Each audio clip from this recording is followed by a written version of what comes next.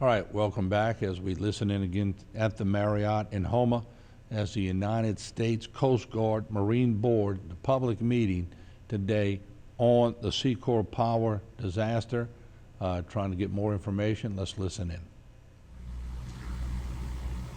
I was standing next to the door on the port side of the wheelhouse, looking to the front, looking to the side. The seas were slamming the bottom of the boat. And I didn't want to take a chance. I thought about jacking the boat up, but then I said, if I'm jacking up and the wave come down and slam this boat, what's gonna happen? So I said, these waves that are slamming the bottom, we'll assess the situation once this calms down. Well, I was looking outside and there came this wave. My rescue boat's on the port side, right behind my port leg. A wave came and went. Let me go back. This rescue boat is about 10 foot off the deck on a rack. There's a wave that came from the port side and went completely over this rescue boat. Then I started, I've been on the Gulf 44 years. I used to shrimp for a living. I used to shrimp in rough water. Shrimping on the boat was, when it got rough, the more it got rough, the better it was.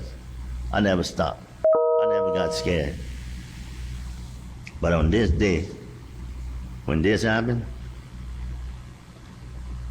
I didn't know what to think. What's about to happen? This boat was swaying back and forth. It felt like this boat was dancing. And my deckhand hollered at me and he said, look off the starboard stern. Well, I opened the door and I walked outside and I'm looking. I didn't think to look over the horizon. I thought something had happened on the rockfish. So I looked down at the deck, I'm looking all over. I didn't see anything. So I walked inside, I said, I don't see anything. He walks up, we opened the door and he pointed. He said, it don't look good. That's when we seen the Secor Power laying on his side. We will now hear testimony from Mr. Dwayne Lewis.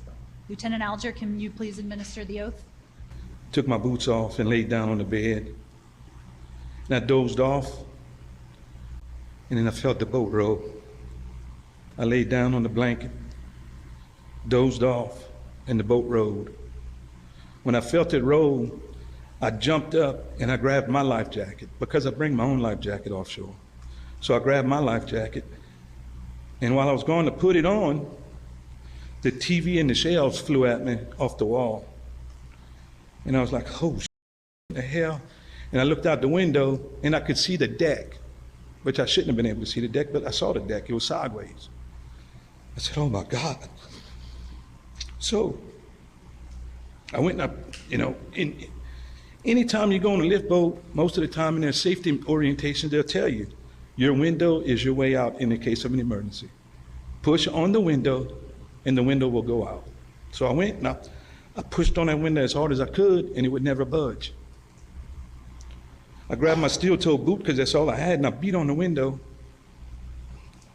Nothing happened. So I went to the door and I opened the door and the hallway is now a shaft. That boat's, what you said earlier, 125 feet wide. Well, that's a 125-foot shaft that I'm looking down. So the mate, James, y'all got him listed as a captain, but he came out of the mate's room. And he says, well, the boat flipped. Now, I didn't say it out loud, but I sure thought it, no. So he goes and he's digging around. Well, I'm like, man, what in the hell are we gonna do? So he spotted a fire extinguisher outside the door, outside of my door, and we got that fire extinguisher.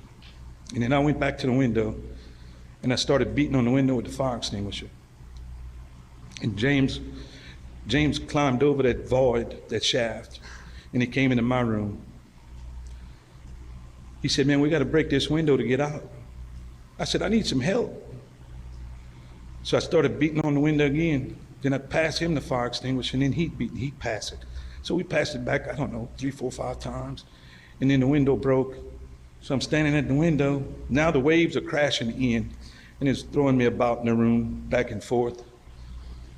And of course, the wall, or the ceiling is now the wall.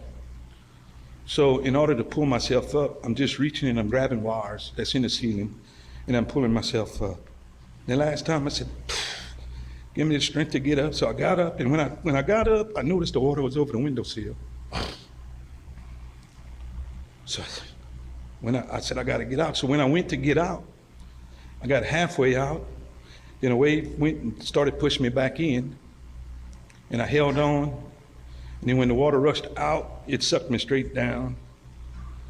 And then I came up, and then I started floating away. All right, once again, you can watch all of our programming on Facebook and YouTube. And once again, this hearing is going to go on for a long period of time in the next couple of weeks. So we're going to continue to try to siphon out some of the important information and keep you abreast of it. I know a lot of you are watching it live as it's streamed.